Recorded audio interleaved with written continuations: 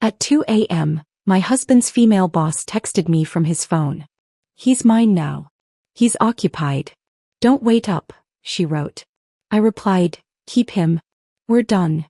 20 minutes later they showed up at my door, her smile proud, his face pale. But what happened next made her regret ever sending that text. At 2:30 in the morning I heard a car pull into my driveway. I had just received the cruelest text message of my life from my husband's boss, sent from his phone, telling me he belonged to her now. I had replied that she could keep him, that we were done. Now they were both standing on my front porch.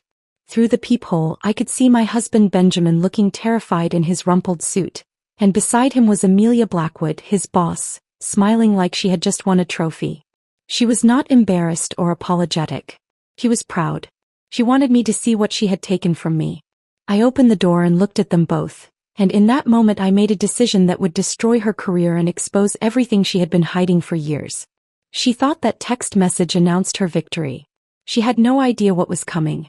Before we continue, I want to thank you for joining me in sharing these stories of courage and accountability. If you believe that patterns of harm should be exposed and that silence protects predators, please consider subscribing. It helps us reach more people who need to hear this. Now let's see how this unfolds. But let me back up, because the night had started differently. It had started with me waking to the buzzing of my phone at exactly 2 in the morning. That particular sound means trouble before you even open your eyes. The bedroom was pitch dark except for that blue glow cutting through the shadows from my phone screen. I reached for it with hands that were already shaking, my heart accelerating with that sick certainty that something had gone catastrophically wrong. My first thought was my mother.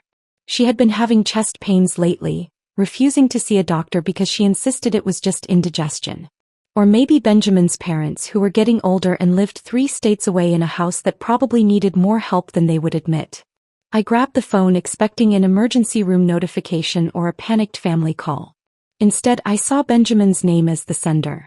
Benjamin, my husband of 7 years, who had left for the office at 6 yesterday evening to finish a presentation for a client meeting. Benjamin, who should have been at his desk downtown surrounded by spreadsheets and coffee cups, not sending me messages in the middle of the night. Then I noticed the line underneath his name that made my stomach drop. The actual sender displayed as Amelia Blackwood. His boss. The vice president of operations at the consulting firm where Benjamin had been working for the past 18 months, climbing the corporate ladder with an ambition that had slowly consumed every other priority in his life, including our marriage. The message itself was 12 words that felt like they had been chosen deliberately, crafted to inflict maximum damage. "He's mine now. He's occupied. Don't wait up." I read it once. Then again. Then a third time, as though repetition might somehow change the meaning or reveal some alternative interpretation I had missed. But the words remained the same, stark and cruel, in that glowing rectangle I held in my trembling hands. She had used his phone to send this. She had picked up his device, scrolled to my contact, typed out this message and hit send, knowing exactly what she was doing. This was not some drunken mistake or a text sent to the wrong person. This was deliberate. This was Amelia Blackwood announcing her conquest and making absolutely certain I understood that she had taken something that belonged to me. I sat there in the darkness of our bedroom, the room we had painted together 3 years ago after debating for 2 weeks whether the color was dove gray or silver mist. The ceiling fan we had installed last summer during a heat wave rotated slowly above me, the same fan we had argued about because Benjamin thought it was unnecessary and I had insisted we needed it. The curtains we had chosen from 6 different samples spread across our dining room table now hung motionless in the still air. 7 years of marriage suddenly felt like they were collapsing inward, compressing into a single point of failure that I had been too blind or too trusting to see approaching. My mind began racing backward through our entire relationship, through every moment and every choice that had led to this particular disaster unfolding at 2 in the morning. Benjamin and I had met at an architecture conference in Seattle. I was 28, working as a residential design consultant for a firm that specialized in sustainable building practices. He was 30, presenting a paper on innovative materials in commercial construction. We had coffee after his presentation, then dinner that same evening, then breakfast the next morning because neither of us wanted the conversation to end. He had been different then. Thoughtful in small ways that made me believe we were building something solid and real. We got married 14 months later, overlooking vineyards in Napa Valley with 75 guests and sunshine that felt like nature itself was blessing our decision. My father walked me down the aisle in his best suit, his hand steady on my arm, his eyes bright with pride. 6 months after our wedding, his heart attack took him so suddenly that I never got to say goodbye. Benjamin had held me through that grief, through the funeral arrangements and the estate paperwork and the long nights when I could not stop crying. He had whispered promises about facing everything together, about being a team no matter what challenges life threw at us. I had believed every single word. But somewhere in the past 18 months, after he had taken the position at the consulting firm where Amelia Blackwood held power and influence over promotions and career trajectories, everything had begun to shift. The changes were gradual at first, easy to dismiss as natural pressures from a demanding new job. He started working later, coming home long after I had already gone to bed. He traveled more frequently, business trips to Chicago and Boston and Atlanta that always seemed to include Amelia in the delegation. His phone became an extension of his body, something he guarded with increasing paranoia, angling the screen away from me when notifications appeared, taking calls in the other room with the door closed, setting passwords I did not know and had never needed to know before. I had told myself it was career ambition. Benjamin had always wanted recognition, had always felt he was capable of more than his previous positions had allowed.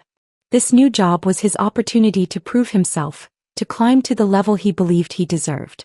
I had supported that ambition. I had encouraged him to take the position even when it meant longer hours and more stress and significantly less time together as a couple. The signs had been there. I just had not wanted to see them. The new cologne he started wearing 3 months ago, something expensive and sophisticated that I had never helped him select. The way he angled his phone away whenever notifications appeared, a subtle but unmistakable gesture of concealment. The business trips where he would forget to call for entire evenings, then text hours later with vague excuses about client dinners running late or hotel internet being unreliable. The growing emotional distance that had transformed us from partners into polite roommates who shared space and split household expenses but no longer shared anything meaningful. My hands moved before my conscious mind fully decided what to do. I opened the message thread and positioned my thumbs over the keyboard. I could have written paragraphs. I could have poured out my hurt and confusion and sense of betrayal in a flood of words that would have given them exactly the emotional drama they were probably expecting. But something cold and analytical settled over me, that same focused clarity I used when examining architectural blueprints for structural weaknesses. I typed 7 words and added a period. Keep him. We're done. I hit send before the part of me that wanted to negotiate and compromise and somehow salvage something from this wreckage could override the decision. The message showed as delivered immediately, then read within seconds. I imagined them together somewhere, probably his office or her apartment, staring at my response and realizing I was not going to play the role of devastated wife they had anticipated. No begging. No pleading for explanations. No desperate phone calls or tearful confrontations. Just 7 words and a period, because nothing communicates finality quite like proper punctuation when you are ending a marriage via text message in the middle of the night. I set the phone back on the nightstand, screen facing down, and tried to convince myself I could simply roll over and sleep, that I could close my eyes and process this disaster in the morning when I was more rested and rational. The attempt failed completely. My brain refused to cooperate, instead launching into an exhaustive inventory of every warning sign I had ignored over the past 6 months. 20 minutes passed. 20 minutes during which I lay in the darkness, alternating between numbness and a cold, clarifying rage that sharpened rather than clouded my thinking. I was just beginning to wonder if maybe I had overreacted, if perhaps there was some explanation I had not considered, when I heard the unmistakable sound of a car engine in my driveway. Then car doors closing. 2 of them in quick succession. Then footsteps on the front walkway, not 1 set but 2, accompanied by voices that carried through the quiet suburban night. Benjamin's voice had that anxious pitch I recognized from when he had to present to particularly difficult clients, that edge of stress that came from knowing he was in a situation he could not easily control or talk his way out of. But underneath his voice was another one, female, carrying a tone I recognized immediately as triumph. I threw off the covers and got out of bed, my movements automatic and purposeful. I pulled on the jeans I had worn earlier, the ones draped over the chair in the corner, and grabbed the cashmere sweater Benjamin had given me for our 6th anniversary last year. Back when he still remembered such gestures mattered. Back when he still pretended to care about the small details that hold a marriage together. I made my way downstairs, my bare feet silent on the hardwood floors we had refinished together 2 years ago, moving past the framed photographs from our wedding day that now felt less like celebrations of love and more like evidence of promises broken. I reached the front door, that craftsman-style entrance with custom glass panels that we had selected together during the renovation, back when we still made decisions as a team, when we still believed we were building a future that would last. That was when I looked through the peephole and saw exactly what I had described at the beginning. Benjamin looking absolutely terrified, his expensive suit rumpled in ways that clearly indicated recent physical activity, his hair disheveled, his tie loosened and askew. And beside him stood Amelia Blackwood, smiling with genuine pride, like a hunter who had bagged impressive game and wanted to display the trophy. She was not embarrassed. She was not apologetic. She was proud of what she had done and she wanted me to see it. She wanted me to understand that she had won, that she had taken my husband, that I was supposed to accept this defeat quietly and disappear from their lives without making trouble. I opened the door fully, not just a crack but all the way, and looked at them both standing on my front porch under the light I had left on before going to bed hours earlier. Benjamin started talking immediately, words tumbling out in a desperate cascade of explanations and excuses.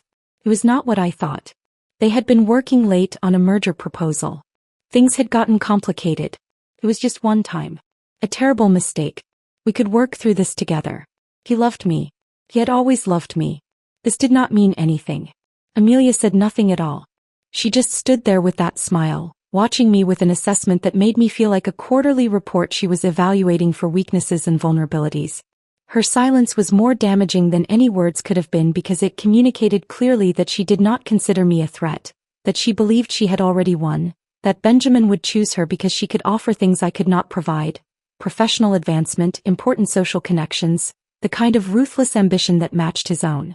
I let Benjamin finish his entire performance, watching him like I was observing a complete stranger rather than the man I had spent 7 years of my life building a partnership with. Then I looked directly at Amelia and asked a single question that would change everything that followed. How many others have there been? How many other wives have received texts like mine? Her smile faltered. Just for a second, just the briefest flicker of uncertainty, but I saw it clearly. I had spent 7 years reading people during client negotiations, learning to spot the microscopic signals that reveal when someone is hiding structural problems in their proposals or covering up information they do not want disclosed. Amelia was hiding something significant, and that momentary crack in her confident facade told me my intuition was absolutely correct. Benjamin looked confused, glancing between us, clearly not understanding what I was asking or why it mattered. But Amelia understood perfectly. She recovered quickly, sliding that corporate mask back into place with practiced efficiency, but the damage was already done. I had seen the truth underneath, and in that moment I made my decision about exactly what would happen next. "Come inside," I said, stepping back from the doorway. "Both of you. If we are going to have this conversation, we are not doing it on my front porch at 2:30 in the morning for the neighbors to witness." Benjamin moved forward immediately, relief washing over his face at the prospect that I was willing to talk rather than simply slamming the door. Amelia followed with more caution, her movements calculated like someone walking into territory she had not fully mapped or controlled. I led them through the entryway into the living room, the space Benjamin and I had designed together with its floor-to-ceiling windows overlooking the garden, built-in bookshelves holding our combined library of architecture texts and novels, furniture we had selected during the early years of our marriage when we still made decisions as a unit. The contrast between them was stark in the warm lamplight of our home. Benjamin looked like he had been through a personal apocalypse, his shirt untucked, his tie hanging loose around his neck, his eyes carrying that desperate edge of a man who had just realized he had miscalculated catastrophically. Amelia, on the other hand, looked like she had stepped out of a corporate boardroom photo shoot. Her charcoal suit was perfectly pressed despite the hour, her heels clicked with authority against our hardwood floors, and her posture radiated the kind of aggressive confidence that comes from years of corporate warfare. "Benjamin," I said, keeping my voice level and professional, the same tone I used during difficult client meetings when emotions needed to be set aside in favor of structural analysis. "Go upstairs to the guest room. I need to speak with Amelia privately. You have said your piece. Now it is her turn." He started to protest, opening his mouth to object, but something in my expression stopped him cold. Benjamin had always been uncomfortable with direct confrontation, had always preferred to smooth over problems and find diplomatic solutions rather than addressing core issues head-on. That tendency was probably exactly why Amelia had found him such an easy target in the first place. He was vulnerable in ways he did not even recognize, susceptible to manipulation by someone who understood how to exploit professional insecurity and the desperate need for validation from authority figures. He climbed the stairs slowly, his footsteps heavy on each step, looking back several times as though hoping I would relent and call him back, grant him some reprieve from whatever was about to unfold in his absence. But I did not. I waited until I heard the guest room door close, then turned my full attention to Amelia Blackwood. She had moved to the center of the living room and was standing with her arms crossed, that smile still playing at the corners of her mouth, though I noticed it had become slightly more fixed, less genuine than it had been on my front porch. She was reassessing the situation, recalculating her approach now that she was alone with me and I was not responding according to whatever script she had anticipated. "You expected tears," I said, not bothering with pleasantries or preamble. "You expected me to fall apart, to scream or beg or make a scene that would let you position yourself as the rational one while I played the role of hysterical wife. That is not going to happen." "I do not know what you think this is," Amelia replied, her voice carrying that smooth corporate polish that comes from years of managing difficult conversations with subordinates and competitors. "But Benjamin and I are both adults who made choices. What happens between consenting adults is frankly none of your concern anymore, especially since you just ended your marriage with a text message." "You sent that text from his phone," I said, watching her face carefully. "You picked up his device, scrolled to my contact, typed out that message telling me he belongs to you now and hit send. That was not Benjamin making a choice. That was you making a statement. So let me ask you something directly, because I think we both know there is more to this story than a simple affair." I took a step closer, maintaining eye contact. "How many others have there been? How many other wives have received texts like mine from their husbands' phones, messages you crafted and sent because you wanted them to know you had one?" The smile disappeared completely. For just a second, maybe two, her corporate mask slipped and I saw genuine uncertainty flash across her face. It was the micro-expression I had been watching for, the tiny signal that reveals when someone is hiding structural flaws in their carefully constructed narrative. I had spent 7 years reading people during client negotiations, learning to identify the subtle tells that indicate when someone is concealing problems they desperately hope will go unnoticed. "I have no idea what you are talking about," Amelia said, but her voice had lost some of its earlier confidence. "You are clearly upset and not thinking rationally. Maybe you should take some time to process what has happened before you start making wild accusations." "Wild accusations," I repeated, almost laughing at the audacity. "Benjamin is not the first married man you have pursued in your professional circle, is he? The way you sent that text, the confidence with which you showed up at my door, the practiced nature of this entire performance. This is a pattern for you. So I am going to ask you directly, and I want you to think carefully before you answer because I already know more than you think I do." I paused, letting the silence stretch between us until it became uncomfortable. "How many married men have you targeted at your company? And does your CEO know that his vice president of operations has been creating hostile work environments and potential liability issues by engaging in systematic affairs with subordinate employees?" I watched the color drain from her face as she began to understand that this conversation was not about Benjamin or our marriage or some romantic rivalry between two women over a man. This was about power dynamics, corporate liability, patterns of predatory behavior that could destroy careers and expose institutional failures to protect employees from exactly this kind of misconduct. "You cannot prove anything," she said, but her voice had acquired an edge that had not been there before. The smooth corporate polish was cracking, revealing something harder and more desperate underneath. "Whatever you think you know, whatever you think you have found, it means nothing. And if you try to make trouble for me, I have resources you cannot begin to imagine. Lawyers who will bury you in legal fees until you are bankrupt. Professional connections that will make sure you never work in this city again." "Resources," I said, letting the word hang in the air between us. "Yes, let us discuss resources. I have spent the last several months watching Benjamin become increasingly distant and secretive, and unlike him, I am thorough when something troubles me. When my instincts tell me that structural integrity is compromised, I investigate before the entire system collapses. I pulled out my phone, the same device that had delivered that cruel message less than an hour ago, and opened the browser to show her what I had been looking at during those 20 minutes between sending my response and hearing their car arrive. I spent those 20 minutes after your text doing what I do best, which is research. A quick search of your name combined with terms like workplace complaints and hostile work environment yielded some fascinating results. I turned the screen toward her so she could see the search results herself. 3 different employees at your previous company filed formal complaints before you conveniently moved to your current position. The complaints were all settled quietly, buried under non-disclosure agreements that protected the company's reputation and allowed you to simply relocate rather than face any actual consequences. But the pattern is documented if you know where to look. Public records, court filings that were sealed but still leave traces, professional networks where people whisper about why certain executives suddenly change companies. Amelia had gone completely still, her face transforming into something cold and calculating as she processed this information and began recalculating her position. Those complaints were baseless, she said, but her voice lacked conviction. Disgruntled employees making accusations they could not substantiate, trying to damage my reputation because I held them to high professional standards. 3 separate complaints, I continued, ignoring her weak defense. All following the same basic pattern. All involving married men in vulnerable professional positions. All resulting in destroyed marriages and damaged careers for everyone except you. You just moved on to the next company, the next opportunity, the next set of targets who had no idea what kind of pattern they were stepping into. I locked my phone and slipped it back into my pocket.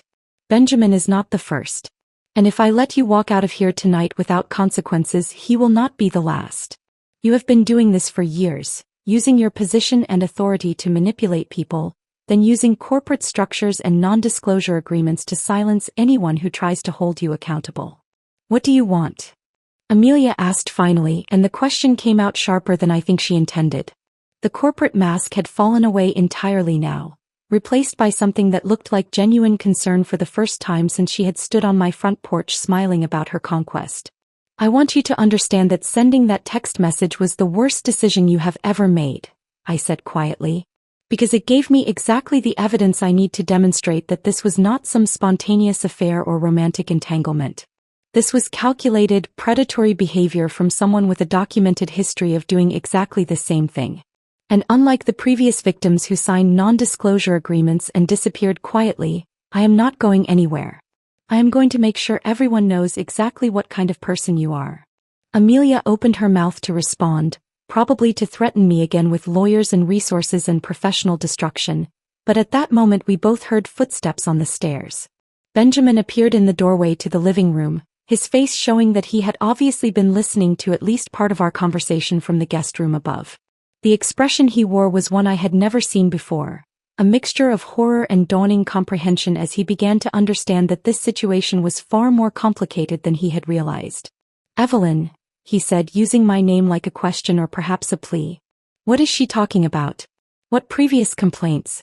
I thought this was just about us, about what happened between Amelia and me." I looked at my husband, the man I had spent 7 years building a life with, and felt nothing but a distant sort of pity for how thoroughly he had been played. "You thought you were special," I said not unkindly. "You thought this was some grand romance, that you and Amelia had discovered something unique and worth risking everything for. But you were never special, Benjamin. You were just convenient. Another married man in a vulnerable professional position, desperate for validation from someone with power over your career trajectory. She identified exactly what you needed and provided it, and you never once questioned why or considered that you might be following a script she had performed many times before." Benjamin stood frozen in the doorway, his face cycling through expressions of confusion, horror, and something that looked uncomfortably close to betrayal, as though I had somehow wronged him by discovering his affair rather than him wronging me by having it. Amelia had gone rigid, her corporate composure cracking visibly as she processed what I had just revealed about her pattern of behavior across multiple companies. "I hired a private investigator 6 weeks ago," I said, directing my words at Amelia but keeping Benjamin in my peripheral vision. "His name is Marcus Webb, former FBI agent who specialized in corporate misconduct investigations before he went private. When I first suspected something was wrong, I could have confronted Benjamin directly, demanded explanations, and probably received a carefully constructed series of lies. Instead, I did what I always do when I suspect structural integrity is compromised. I gathered data. I analyzed patterns. I built a comprehensive case file. Amelia's face had gone completely white, the kind of pallor that comes from genuine fear rather than simple embarrassment or discomfort. "You have been investigating me for 6 weeks?" Her voice came out higher than her usual controlled register. "That is an invasion of privacy. That is stalking. I could have you arrested for harassment." "Actually, you could not," I replied calmly. "Marcus operates within completely legal boundaries. He documents activities that occur in public spaces, reviews publicly available records, and contacts individuals who volunteer to share their experiences. Nothing he has done constitutes harassment or invasion of privacy. But you already know that, don't you? Because you have probably dealt with private investigators before, back when those complaints were being filed at your previous company." I pulled out my phone, the device that had started this entire confrontation with its cruel message at 2 a.m, and opened the secure folder where Marcus had been sending his reports over the past several weeks. 6 weeks ago, I was sitting at our kitchen table trying to reconcile our credit card statement. Benjamin had always been somewhat careless with receipts and documentation, so I usually handled our monthly finances. That particular evening, I noticed charges that did not align with the stories he had been telling me about his business activities. I scrolled through the folder, past the photographs and time-stamped reports, finding the specific charges I had first questioned. Dinner at Marcello's, that upscale Italian restaurant downtown, on a Tuesday evening when Benjamin told me he was working late at the office with a team presentation. A hotel charge in Chicago for a suite rather than a standard room, during a trip he had described as a solo obligation for a client pitch. Charges from boutique wine bars and restaurants I had never heard of, all occurring on evenings when he claimed to be trapped in tedious meetings or buried under deadline pressures. Benjamin made a sound somewhere between a groan and a protest, but I continued without acknowledging him. I could have confronted him with these discrepancies.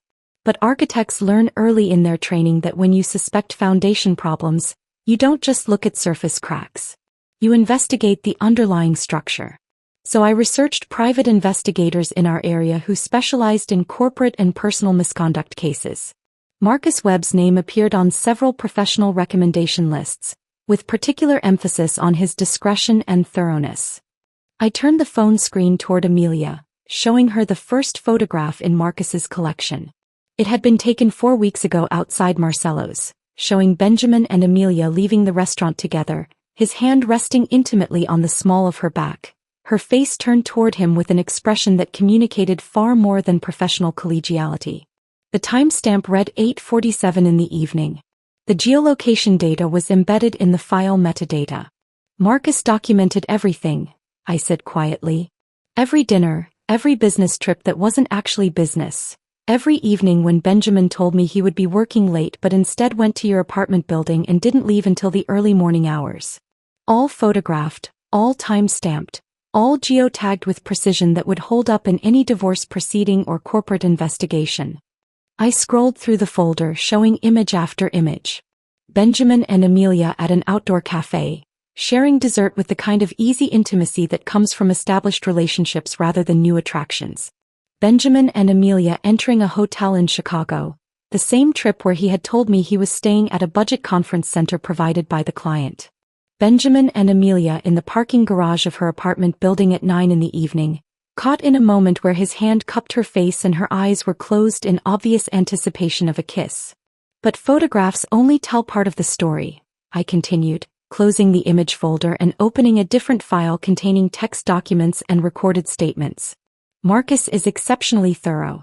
Once he had established the pattern of your relationship with Benjamin, he started investigating your professional history. That's when things became truly interesting." Amelia had recovered some of her composure, though her face remained pale and her hands had clenched into fists at her sides. "Whatever you think you have found in my professional history is protected by confidentiality agreements and settlement terms. Those records are sealed. You have no legal right to access them." "Sealed records still leave traces," I replied. "Court filings that show cases were initiated even if the details are protected. Professional networks where people whisper about why certain executives suddenly relocate. Former colleagues who are willing to share general information about workplace culture and patterns of behavior, even if they can't discuss specific settlement terms. Marcus spent 3 weeks tracking down women from your previous company who had filed those workplace complaints I mentioned earlier. I watched Amelia's expression shift from defensive anger to something approaching genuine panic. He contacted them carefully and respectfully, explained that there might be another victim following the same pattern they had experienced, asked if they would be willing to share their stories. 3 of them agreed to talk. They provided detailed statements about their experiences, about the pattern of how you operate. Benjamin finally found his voice, though it came out weak and uncertain. Evelyn, what are you talking about?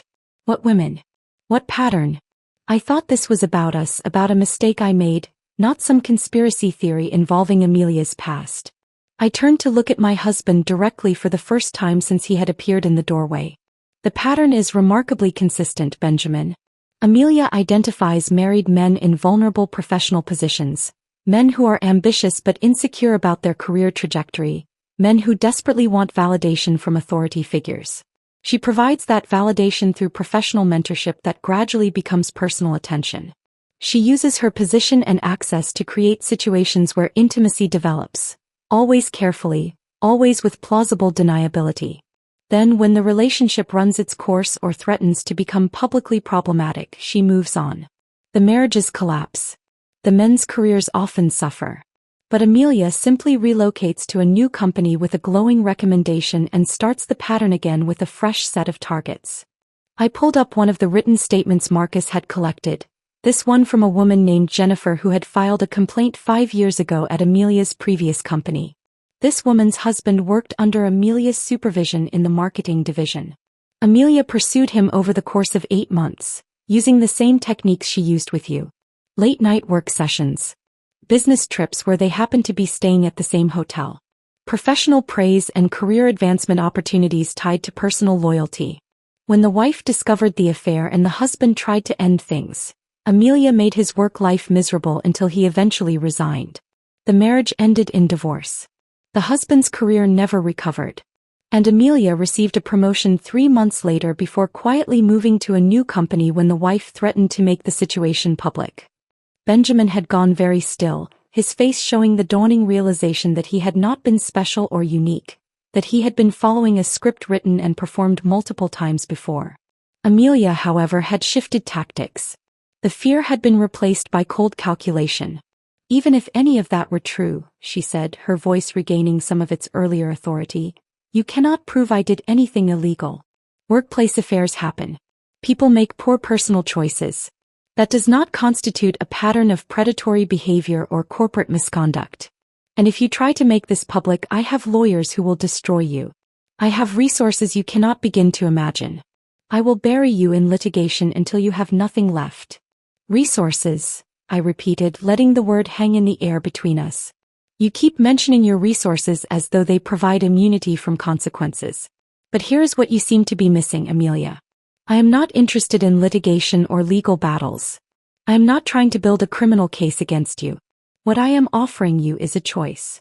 I set my phone down on the coffee table between us, the screen still showing Jennifer's statement with its careful documentation of exactly how Amelia had destroyed her marriage and her husband's career. You have 2 options. The first is that you resign from your position immediately. Tomorrow morning, you submit your resignation to your CEO, citing personal reasons or family obligations or whatever explanation allows you to exit gracefully. You leave this city, you leave this industry, and you disappear quietly before this pattern becomes public knowledge. Amelia started to speak, but I held up one hand to stop her. The second option is that Marcus releases everything he has compiled to your CEO, to your board of directors, and to several journalists who specialize in corporate misconduct stories. The photographs documenting your affair with a subordinate employee. The statements from women at your previous company describing identical patterns of behavior. The evidence that you have been doing this for years, using your position to manipulate vulnerable employees, then using corporate structures and settlement agreements to silence anyone who tries to hold you accountable. I picked up my phone again and met her eyes directly. Those non-disclosure agreements you keep relying on? Marcus confirmed with his legal contacts that they become void when there is a pattern of predatory behavior that represents an ongoing threat to others. The women from your previous company are willing to break their silence if it means preventing you from hurting more people. The consulting industry is remarkably small, Amelia. Reputations matter. And yours is about to become very interesting to discuss at professional conferences and networking events. The silence that followed felt heavy and charged. Amelia stood perfectly still, her mind obviously racing through calculations and scenarios, trying to find some angle or leverage she could use to regain control of the situation. Benjamin looked like he wanted to sink through the floor and disappear entirely.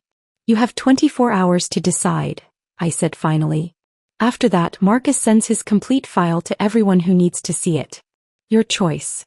Amelia stared at me for a long moment, her face unreadable. Then, without saying another word, she turned and walked toward my front door. Her designer heels clicked against the hardwood floors with sharp, decisive strikes that echoed through the quiet house. She did not look back. She did not offer threats or protests. She simply left, pulling the door closed behind her with a controlled precision that somehow felt like the most honest thing she had done all evening. The sound of her car starting and pulling out of my driveway felt like punctuation on the end of a very long sentence. Benjamin remained standing in the living room after Amelia's departure, looking like a man who had just watched his entire understanding of reality collapse around him. The silence between us stretched out, heavy and uncomfortable, filled with all the words we had not said to each other over the past 18 months and all the conversations we would never have now. Evelyn, he finally said, my name coming out like a question or perhaps a plea for some kind of absolution I had no intention of providing. I did not know. I swear to you, I did not know she had done this before. She told me we had something special, that what we had was different from anything she had experienced before. She made me believe that this was real, that we had a genuine connection. I almost laughed at the absurdity of his defense, at the way he was still trying to frame this as some kind of romantic tragedy rather than the calculated manipulation it had actually been. Of course she told you that, Benjamin. That is exactly how this works. She identified what you needed, what vulnerabilities she could exploit, and she provided exactly that validation. Professional affirmation from someone with power over your career. Personal attention from someone who made you feel important and special and valued in ways you apparently were not getting from your wife. He flinched at my tone, but I was not finished. You were not special. You were not unique. You were convenient. You were a married man in a vulnerable professional position, ambitious but insecure, desperate for recognition from authority figures. She has been doing this for years, targeting men exactly like you, running the same playbook over and over because it works. And you never once questioned why a vice president would be interested in you specifically, why she would risk her position for some grand romance, whether her attention might have motivations that had nothing to do with your inherent specialness. Benjamin sank down onto the couch, his head in his hands. What am I supposed to do now? My career is going to be destroyed when this comes out. Everyone at the firm will know. My colleagues will think I slept my way into my current position. My professional reputation will be ruined. Your professional reputation, I repeated, and I could hear the edge in my own voice growing sharper. That is your primary concern right now? Not the marriage you destroyed, not the trust you violated, but your professional reputation? You made choices, Benjamin. You chose to have an affair with your boss. You chose to lie to me for months. You chose to allow her to use your phone to send me that cruel message. Now you get to live with the consequences of those choices. I walked to the window overlooking our garden, the space we had planted together 3 springs ago when we still believed we were building something that would last. You can stay in the guest room tonight because it is nearly 4 in the morning and I am too exhausted to deal with you leaving right now. But I want you out of this house by the end of the week. I will be filing for divorce tomorrow. My lawyer will contact you about asset division and the process for separating our finances. This marriage is over. 7 years, he said, and his voice cracked with what might have been genuine emotion or might have been self-pity. I honestly could not tell anymore. 7 years of marriage and you are just ending it like this? I do not even get a chance to fight for us. To prove that I can change, that I can be better. I turned to look at him, really look at him, and felt nothing but a distant sort of pity for the man I had once loved enough to marry. You ended it when you made the choice to betray me, Benjamin. I am simply acknowledging reality. And honestly, The fact that you think you deserve a chance to fight for us after everything you have done just demonstrates how fundamentally you still do not understand what you have destroyed." He opened his mouth to argue further, but I held up one hand to stop him. "Go upstairs. Get some sleep if you can. We will deal with logistics in the morning when we are both more rational. But this conversation is over." He climbed the stairs slowly, defeated, and I heard the guest room door close with a soft click that felt like punctuation on the end of our marriage. I did not sleep. I sat in the living room as the sky gradually lightened outside the windows, watching the sun come up over the garden, processing everything that had happened in the past few hours. At 7 in the morning, I made coffee and called my younger sister Catherine. I needed to tell someone what had happened, needed some kind of support or solidarity or at least a sympathetic ear to process this disaster with. "Evelyn, what is wrong?" Catherine answered immediately, her voice thick with sleep. "Why are you calling so early?"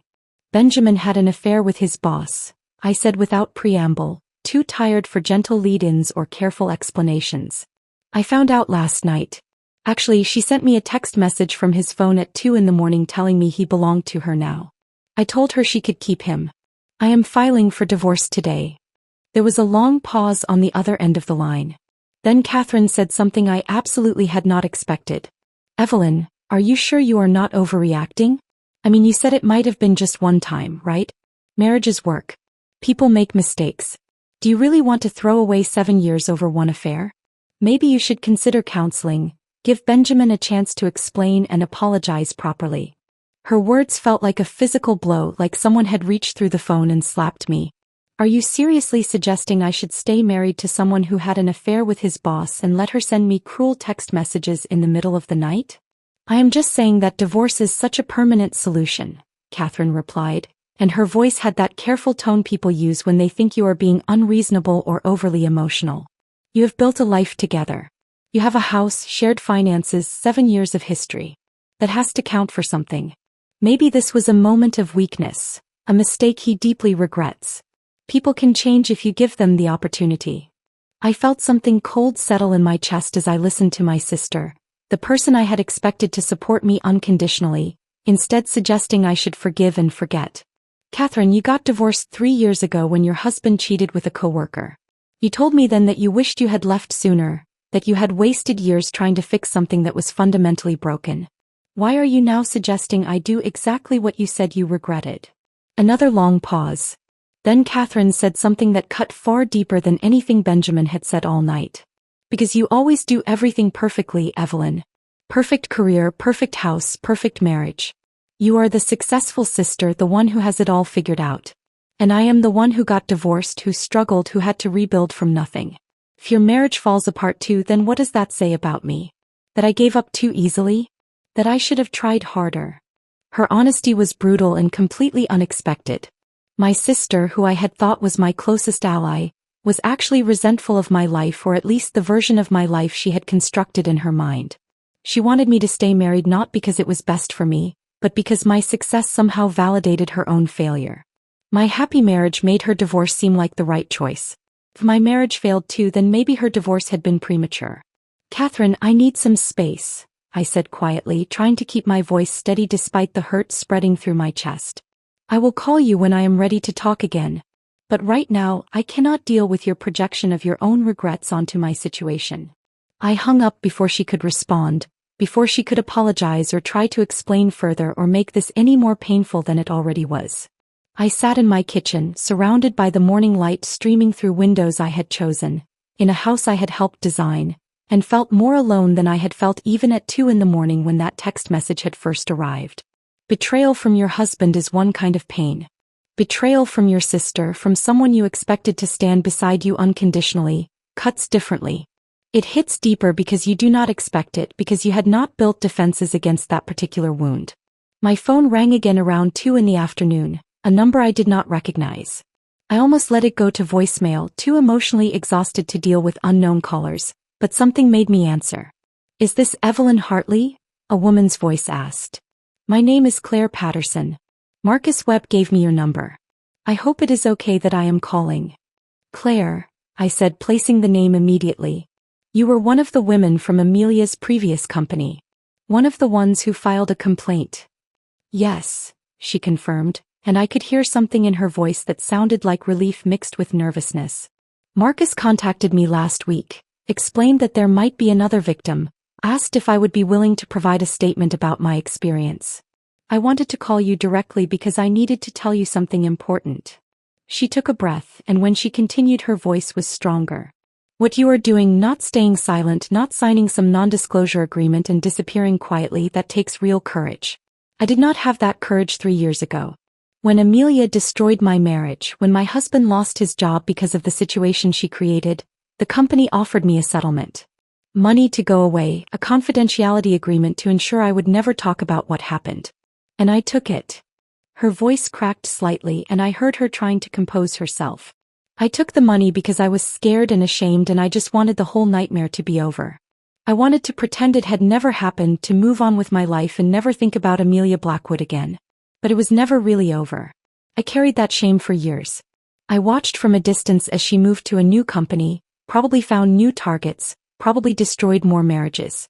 And I knew I could have stopped her if I had been brave enough to speak up. But I was not. I felt something shift inside me as I listened to Claire's confession, understanding dawning that this situation was bigger than just my personal disaster. You are speaking up now, I said quietly. That counts for something. You are stopping her from hurting someone else, Claire replied, and there was gratitude in her voice that I had not expected. You are doing what I should have done. You are making sure the pattern ends. Thank you for that. Thank you for having the courage I did not have. After we hung up, I sat with my phone in my hand, staring at nothing, processing this new understanding. This was not just about my marriage anymore. This was not just about Benjamin's betrayal or Amelia's cruelty. This was about a pattern that had continued for years because people stayed silent, because victims took settlements and signed agreements and disappeared rather than fighting back. And I had the power to end it. The days that followed blurred together in a strange combination of mundane routine and emotional upheaval. I went to work, met with clients, reviewed architectural plans, and somehow managed to maintain a professional facade while my personal life disintegrated in slow motion. Benjamin remained in the guest room despite my clear directive that he needed to leave, launching what I can only describe as a desperate campaign to salvage something from the wreckage he had created. Monday morning, I found a handwritten note on the kitchen counter beside the coffee maker. His handwriting was rushed and uneven, the words barely legible. I know I don't deserve forgiveness, but I'm asking for it anyway. 7 years has to count for something. Please give me a chance to prove I can be better. I love you. I read it once, crumpled it into a ball, and threw it in the trash without response. Tuesday evening, I came home from a client meeting to find Benjamin in the kitchen attempting to cook dinner. The smoke alarm was shrieking, filling the house with the acrid smell of burning meat. He had apparently tried to make the grilled chicken dish he used to prepare during the early years of our marriage, back when he still made efforts to contribute to our domestic life. Instead, he had charred it beyond recognition, leaving the kitchen filled with smoke and the pan crusted with blackened residue. He stood there looking helpless and apologetic, holding a spatula like it was a foreign object he did not quite know how to operate. I was trying to do something nice, he said over the wailing alarm, his voice carrying that pleading tone I was learning to recognize as his default setting these days. I thought maybe if I cooked your favorite meal we could sit down and talk properly like we used to. I walked past him without responding, opened the windows to clear the smoke and disabled the alarm. Then I ordered takeout from the Thai restaurant down the street and ate alone in the dining room while he retreated back upstairs to the guest room. Wednesday brought flowers to my office. A massive arrangement of white roses and lilies, the kind of expensive display that probably cost more than our monthly grocery budget. My assistant brought them in with a card attached, her expression curious and concerned as she set them on my desk.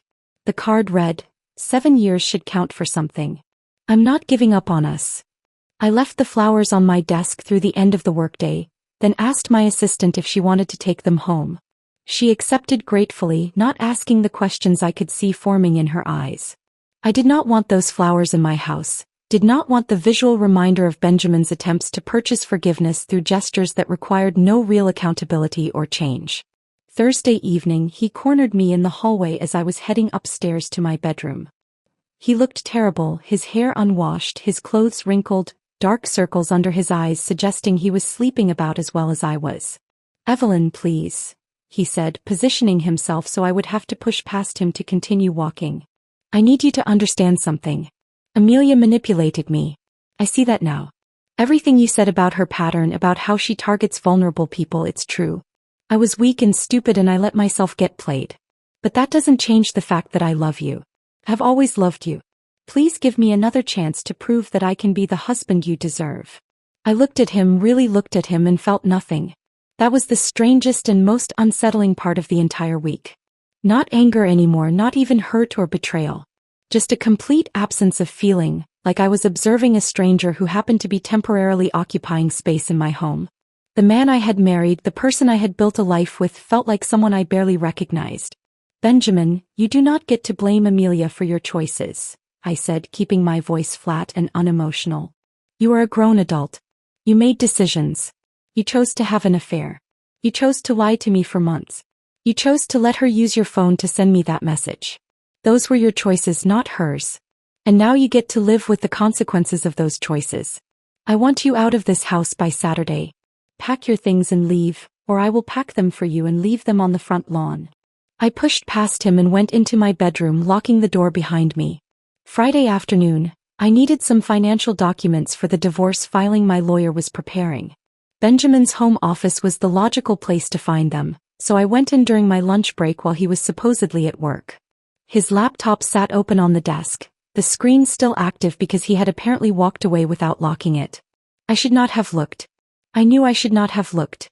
But the email application was open and visible, and my eyes caught on a message in his sent folder from just 2 days earlier. The recipient was Amelia. The subject line read, "We need to talk." I clicked on the message despite knowing it would only make me angrier, despite knowing I was invading his privacy in a way that probably was not legally advisable during divorce proceedings. But I needed to know. I needed to understand whether he was still in contact with her, whether his apologies to me were genuine or just another performance. The message read, "Evelyn knows everything. She has evidence from a private investigator. Photographs, statements from women at your previous company, documentation of the pattern. You need to be careful. She is not going to let this go quietly. She is planning to expose everything if you don't resign. I'm sorry I couldn't warn you sooner. I didn't know she was investigating until it was too late." I stared at that message for a long moment, feeling something cold and final settle into place. He was warning her. Even after everything, even after I had caught them, even after she had sent that cruel text announcing her conquest, Benjamin was still protecting Amelia. Still putting her interests and her career ahead of any loyalty he supposedly had to me. His apologies meant nothing. His declarations of love were empty words. He was not sorry for what he had done. He was only sorry he had been caught. I took a screenshot of the message and sent it to Marcus with a brief note explaining what I had found. Then I took another screenshot and sent it to my lawyer with additional context. For the divorce file. Shows ongoing communication and loyalty to a fair partner over spouse. Demonstrates lack of genuine remorse. I closed the laptop, left his office and went back to work. That evening I sent Benjamin a text message. "I found the email you sent to Amelia. You have until Saturday morning to be completely moved out. After that I'm changing the locks." My mother called that same evening, her timing somehow perfectly coinciding with the moment I needed to hear from her most. She is 72 years old, widowed for 6 years since my father's death, and possesses a remarkable ability to cut through emotional noise and see situations with brutal clarity. "Catherine told me what happened with you and Benjamin," she said without any preliminary small talk or gentle lead-in. "And she told me what she said to you on the phone about whether you were overreacting. I want you to know that she was wrong. Completely wrong." My mother has never been one for lengthy emotional speeches or dramatic declarations, so I stayed quiet and let her talk. "Your father cheated on me once," she said, her voice steady and matter-of-fact. "You were about 5 years old at the time. I found out because the woman he was involved with called our house and told me everything. She was angry that he had ended things with her, so she decided to make sure I knew what had been happening. Your father begged me to stay. He cried, made promises about changing, said it had been a terrible mistake that meant nothing. And I stayed." She paused and I could hear her taking a breath before continuing. "I stayed because that is what women did in my generation. You did not just walk away from a marriage because your husband made a mistake. I was scared of being alone, scared of what people would say, scared of trying to raise 2 young daughters on a secretary's salary. Everyone told me that marriage was work, that I needed to try harder, that forgiveness was noble and divorce was failure. But he never really changed, she continued, her voice carrying a weight I had never heard before. He was more careful after that, more secretive with his activities and his phone calls. But the fundamental respect was gone. Once someone shows you that they value you so little that they can betray your trust, you cannot unsee that knowledge. Changes everything. I stayed for 30 more years until his heart attack took him, and I do not regret the life we built or the family we raised together. But I do regret not having the courage you are showing right now. I regret accepting less than I deserved because I was too afraid to demand better. After we hung up, I sat with my phone in my hand, processing her confession. My parents' marriage, which I had always viewed as reasonably solid if not particularly passionate, had been built on a foundation of betrayal and compromise. My mother had spent 3 decades with a man who had violated her trust, staying because leaving seemed harder than enduring. And she was telling me not to make the same mistake. Saturday morning arrived and Benjamin finally moved out. He left without drama or final speeches, just loaded his belongings into his car and drove away to the corporate apartment his company had arranged. I watched from the living room window as he made multiple trips, carrying boxes and suitcases, his movements heavy with defeat. After he left, I walked through the empty house. The space we had renovated together, where we had planned to eventually raise children, where we had built what I had believed was a genuine partnership. Every room held memories that now felt corrupted, tainted by the knowledge that our foundation had been rotting while I was too trusting or too blind to notice. I went into the kitchen and opened the cabinet where we kept the wine glasses. The expensive crystal ones we had received as wedding gifts from Benjamin's aunt, each one delicate and beautiful and representing celebration and optimism about our future together. I took out 2 glasses, the specific pair we had used to toast each other on our wedding night, and I threw them against the tile floor as hard as I could. They shattered into thousands of pieces, glittering fragments scattering across the kitchen, and the sound was both satisfying and terrible. I threw 4 more glasses, then 6 more. I kept throwing until all 12 crystal glasses were destroyed and the floor was covered in shards that caught the afternoon light like broken promises made visible. Then I sat down on the floor in the middle of all that broken glass and cried for the first time since the text message had arrived nearly a week earlier. Not for Benjamin or for the marriage we had lost, but for the version of myself who had believed in permanence and partnership, who had trusted that vows meant something, who had built her entire adult life around a future that had turned out to be nothing more than a carefully constructed illusion. I eventually swept up the broken crystal from the kitchen floor, each shard catching the light as I collected them into a trash bag that felt heavier than it should have. The physical act of cleaning up the mess I had created felt symbolic somehow, though I was too exhausted to fully process what that symbolism might mean.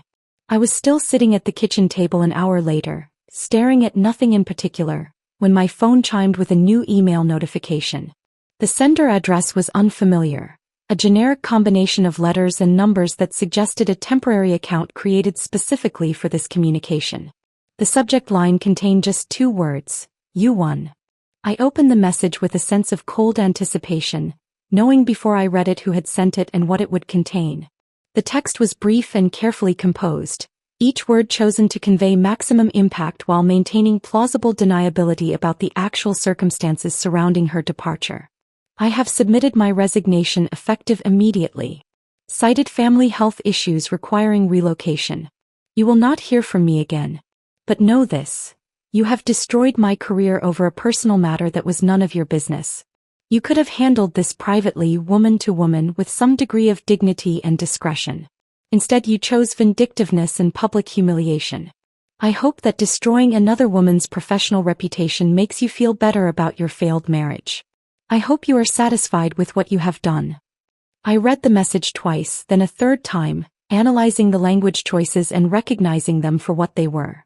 A final attempt to control the narrative, to reposition herself as the victim of my unreasonable response rather than the architect of her own professional destruction.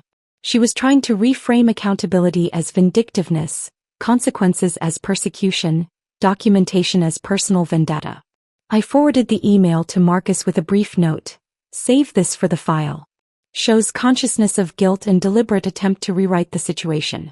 Note the language about handling things privately, which essentially means she wanted me to stay silent while she continued the pattern. Then I forwarded it to my lawyer with additional context about why this communication mattered in terms of demonstrating Amelia's understanding that her behavior had been inappropriate even as she tried to blame me for exposing it. After that, I deleted the original message from my inbox. I had no interest in preserving her words or allowing her one final manipulation to occupy space in my digital life. She had made calculated choices for years, targeting vulnerable people and using corporate structures to silence anyone who tried to hold her accountable. Now she was experiencing calculated consequences, and her attempt to frame those consequences as my personal failing rather than her professional misconduct only confirmed that she had learned nothing from this experience. 3 days passed with no further communication from Amelia. I assumed she had indeed relocated, disappeared into whatever next opportunity she believed she could secure despite the growing whispers about her departure. But on Thursday afternoon, Marcus called with information that shifted my understanding of the situation entirely. 2 more women have come forward, he said without preamble, his voice carrying that particular tone he used when delivering significant developments. Both from Amelia's current company, both with stories that follow the exact same pattern we documented with the women from her previous employment. I set down the architectural plans I had been reviewing and gave him my full attention.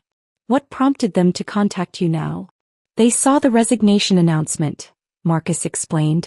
The company sent out an internal memo about Amelia's departure, citing family health issues requiring immediate relocation. But these women knew that explanation was not accurate. They had been watching the situation, hoping someone would finally hold her accountable, and when they saw she was leaving suddenly they wanted to make sure their experiences were documented before she could disappear and potentially start this pattern again somewhere new. He gave me the basic details. One woman, Jessica, was a junior consultant whose marriage had ended after her husband's affair with Amelia came to light. The other, Sarah, was still married but the relationship was severely damaged, held together only through intensive counseling and her husband's genuine remorse combined with Sarah's willingness to try rebuilding trust after Amelia had pursued him during a company retreat last year. Both women are willing to provide formal statements, Marcus continued. Both want Amelia's pattern documented in official records that cannot be sealed or hidden behind corporate settlements.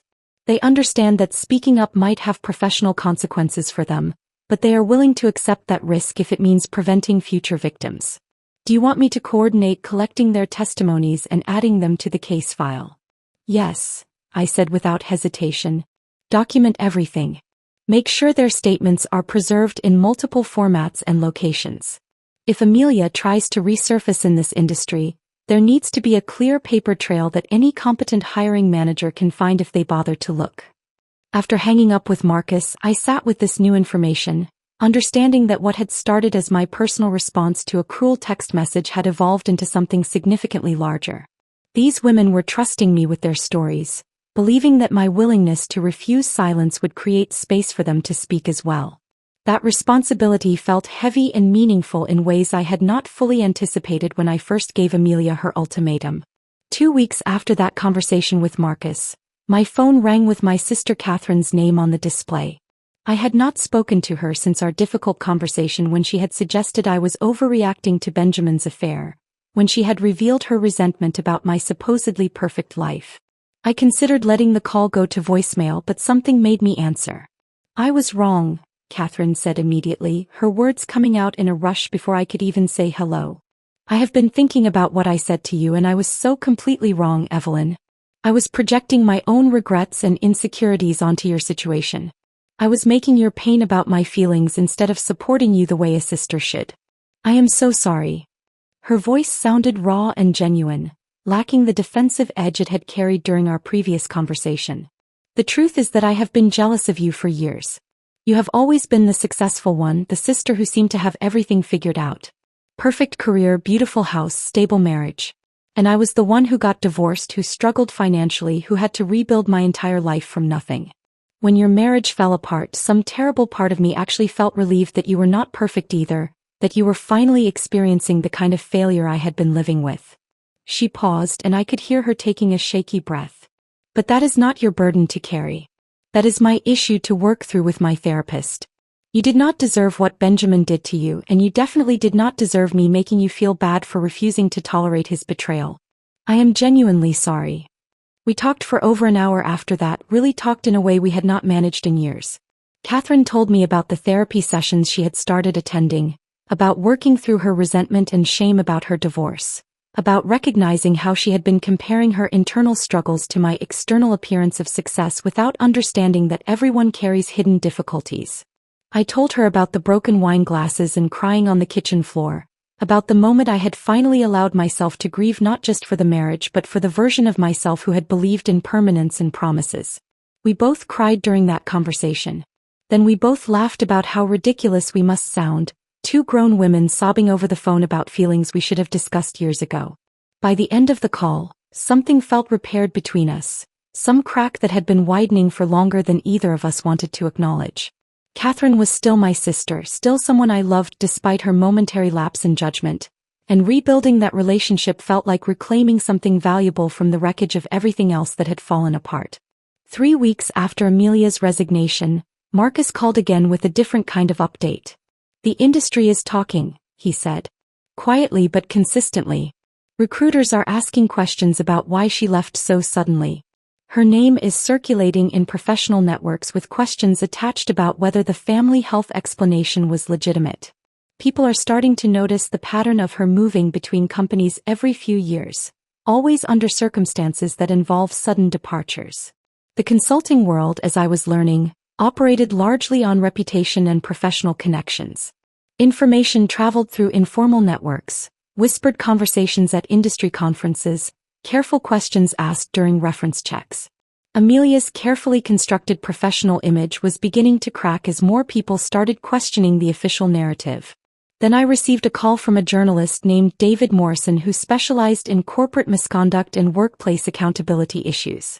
I have been hearing some interesting stories about Amelia Blackwood, he said carefully, his tone professional but clearly interested. Multiple sources have mentioned your name in connection with evidence about patterns of inappropriate behavior spanning several years.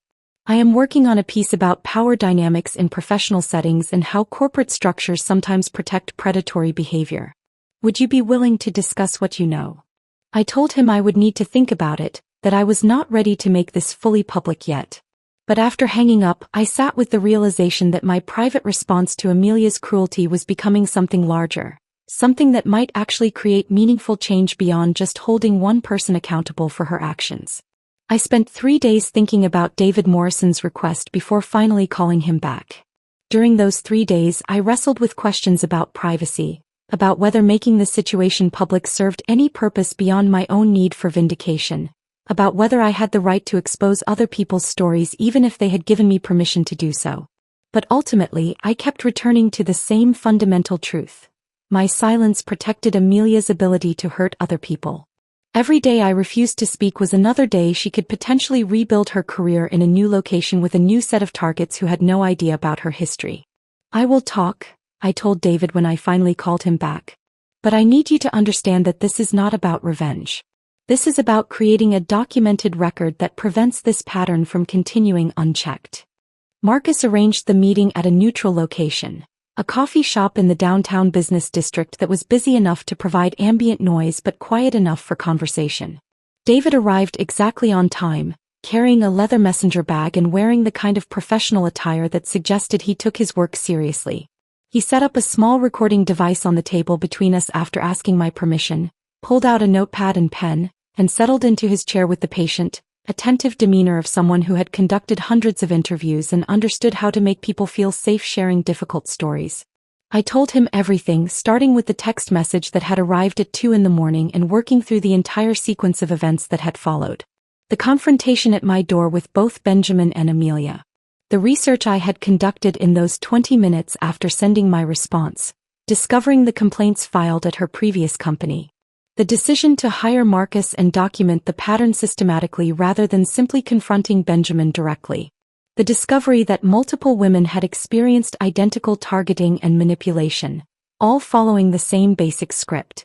I gave David names, dates, documentation that Marcus had collected.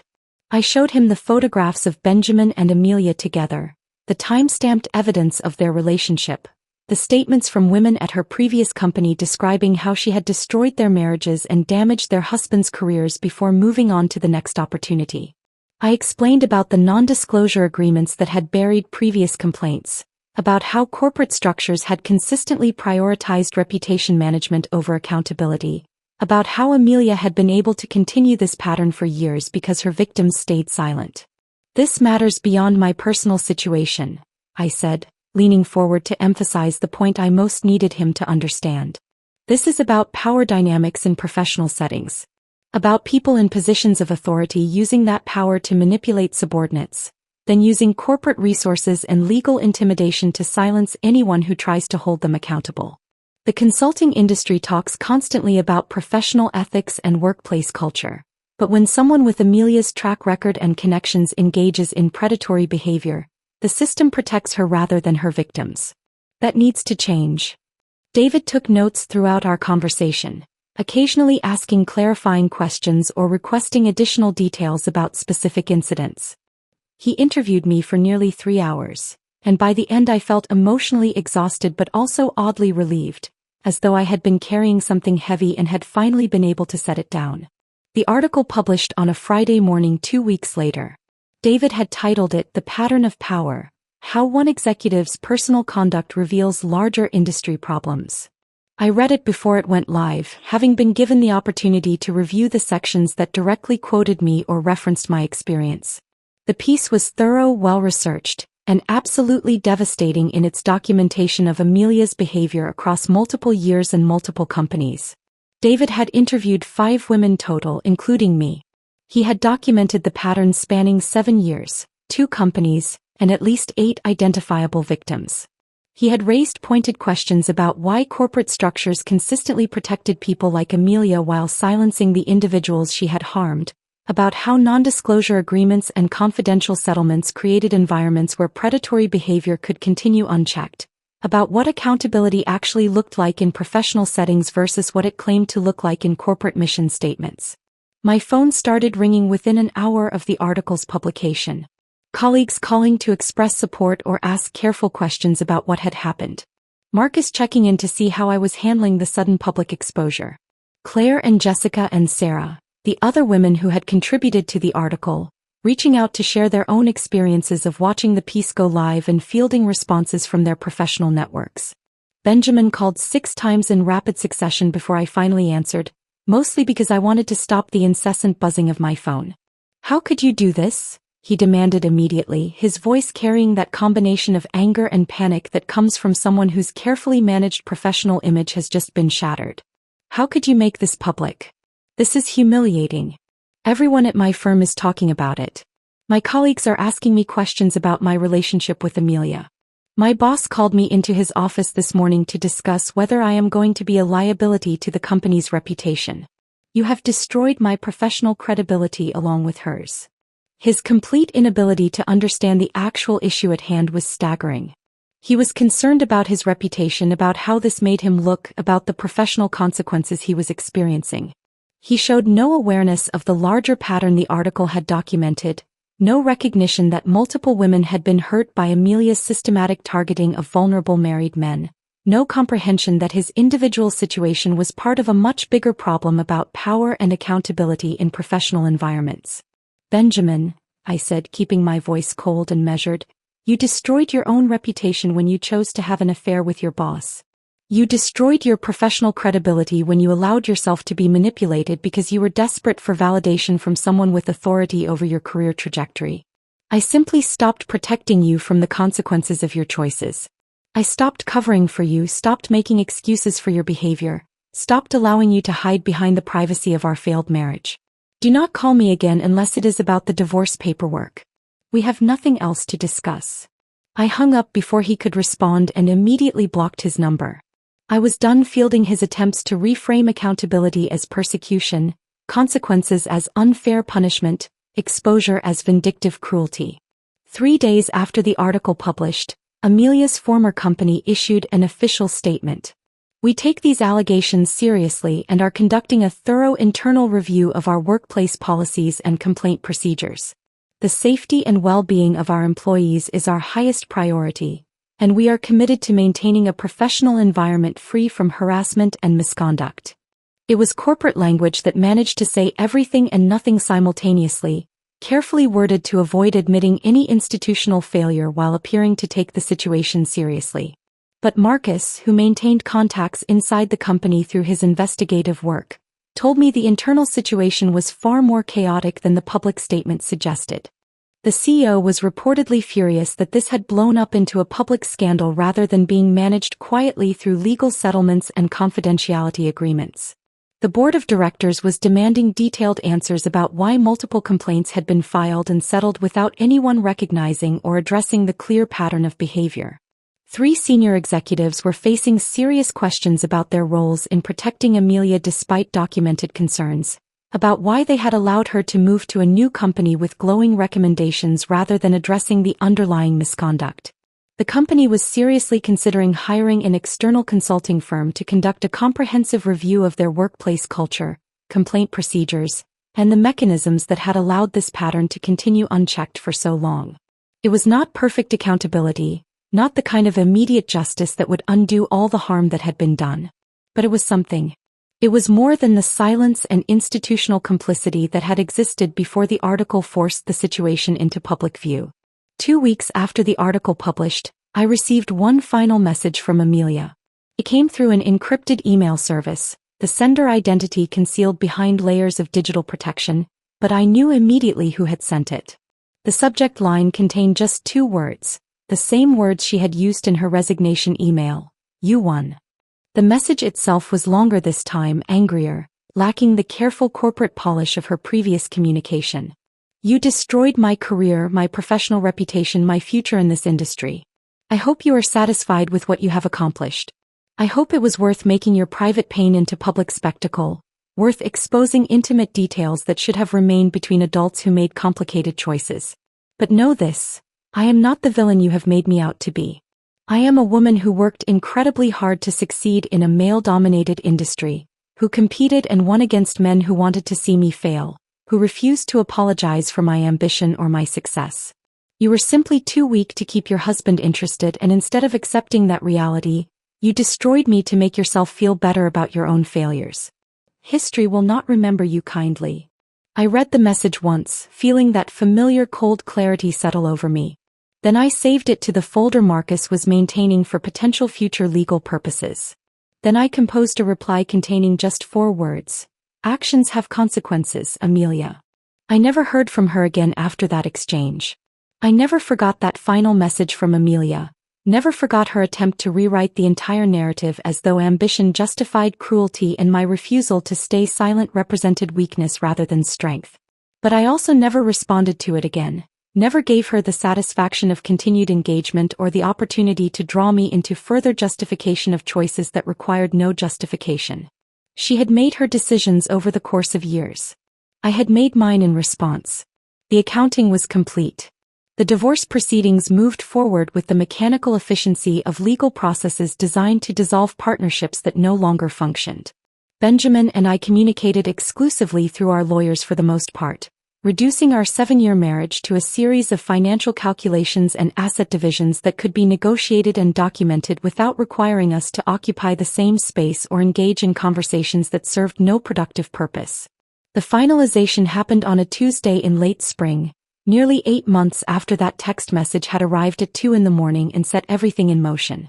Benjamin and I sat in a conference room at my lawyer's office, positioned on opposite sides of a long table with our respective legal representatives between us like buffers or perhaps referees. We signed papers that dissolved our marriage in less than an hour, each signature feeling both momentous and strangely anticlimactic, the end of something that had died months earlier finally being acknowledged in official documentation.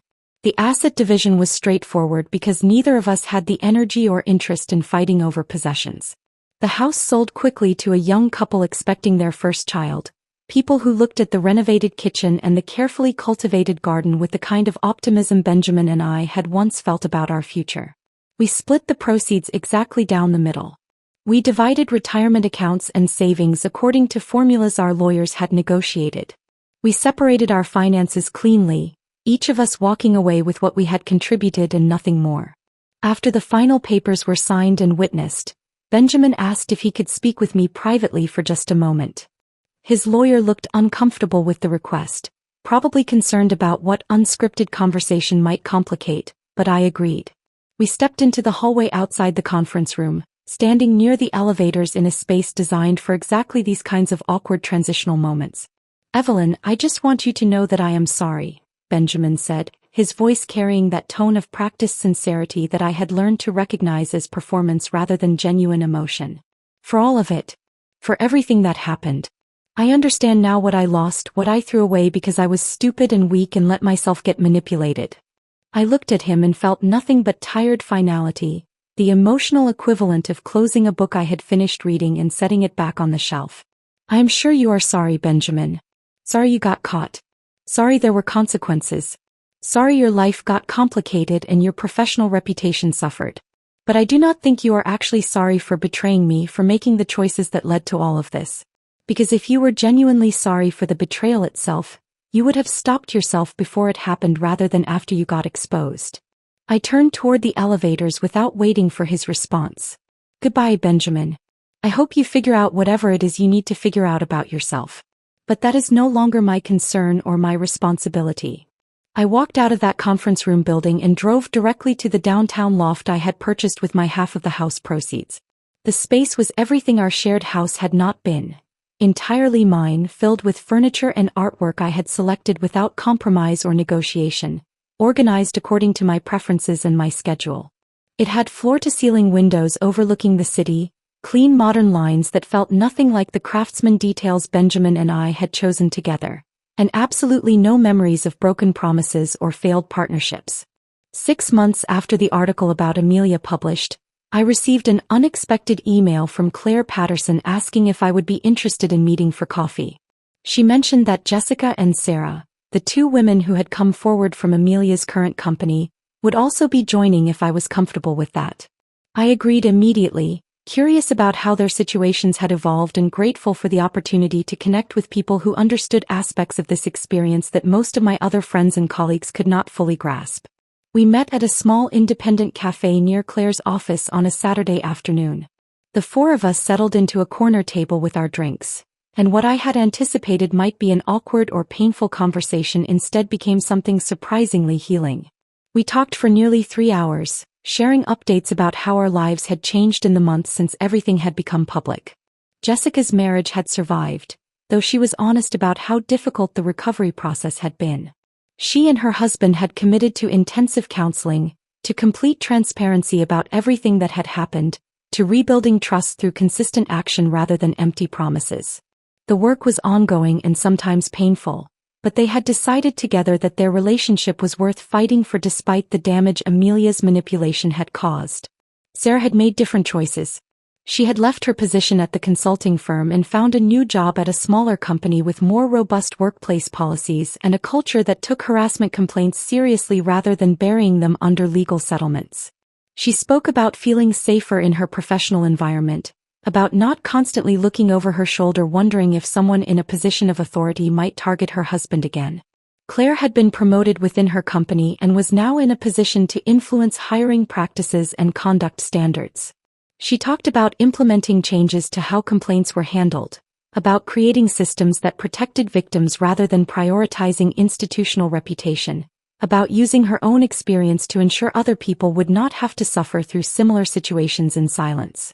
"What you did, refusing to stay silent, refusing to accept that your private pain should protect Amelia's ability to continue hurting people, that gave the rest of us permission to speak up too," Claire said, looking directly at me with an intensity that made her words feel like both gratitude and testimony. "And that changed things. Not just for us individually, but for the broader conversation about accountability in professional settings. We exchanged contact information and made tentative plans to stay connected, to support each other, to continue advocating for better policies and stronger accountability in our respective professional spaces." Walking back to my car after that meeting, I felt something shift inside me, a recognition that what had started as my personal response to a cruel text message had evolved into something larger and more meaningful than I had initially imagined possible. My mother called one evening in early autumn, her voice carrying a weight I had never heard before. "I need to tell you something," she said without preamble. "I am dying, sweetheart. The doctors say I have maybe 6 months. Cancer that spread too far before we caught it, before I was willing to admit something was seriously wrong." I flew home the next morning, rearranging my work schedule and my life to spend as much time as possible with her during whatever time remained. Those 5 months were simultaneously the hardest and most precious of my life. I helped her through treatment appointments that made her sick and exhausted. I sat with her during long afternoons when she was too tired to do anything but rest. I held her hand during her final weeks when the pain medication kept her mostly unconscious, but occasionally she would surface and squeeze my fingers to let me know she was still present. She died on a Tuesday morning in February, peacefully in her sleep with Catherine and me sitting beside her bed.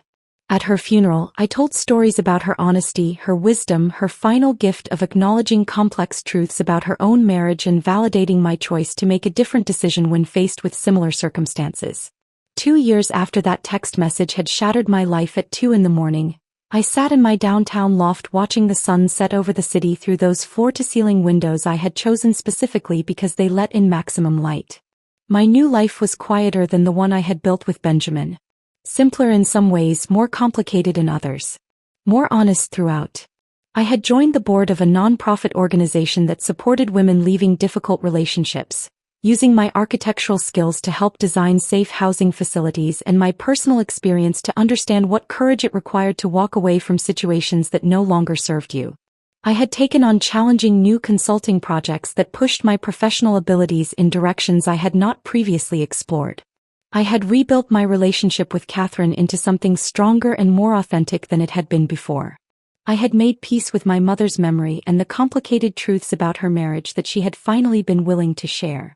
And sometimes, late at night when sleep proved elusive, I would remember that text message from Amelia. "He's mine now. He's occupied. Don't wait up." I would remember the cold clarity that had settled over me in that moment, the decision to respond with 7 words rather than paragraphs of pain, the choice to document and expose rather than suffer in silence. Amelia had thought she was announcing a victory, claiming territory, demonstrating power. Instead, she had handed me exactly the evidence I needed to dismantle her carefully constructed professional facade and expose a pattern of behavior she had been hiding for years. She had thought that text would break me, would reduce me to the role of devastated wife who would quietly disappear while she continued her pattern with new targets and new locations. Instead, it freed me. It freed me from a marriage that had been failing long before I was willing to admit it. It freed me from the version of myself who had been willing to ignore warning signs because confronting them felt too difficult. It freed me to build something new and honest and entirely my own. Because the truth is simpler than any revenge plot. People who treat others as disposable eventually discover they themselves are disposable, and women who refuse to accept cruelty at 2 a.m. sometimes become the architects of accountability that changes entire industries. If this story of calculated justice had you captivated from that shocking 2 a.m. text message all the way through to Evelyn's hard-won freedom, hit that like button right now. My favorite part was when Evelyn calmly told Amelia she had hired a private investigator 6 weeks earlier and had been documenting everything, watching that corporate confidence crumble in real time. What was your favorite moment? Drop it in the comments below. Don't miss more compelling stories of courage and accountability like this one. Subscribe and hit that notification bell so you never miss an upload.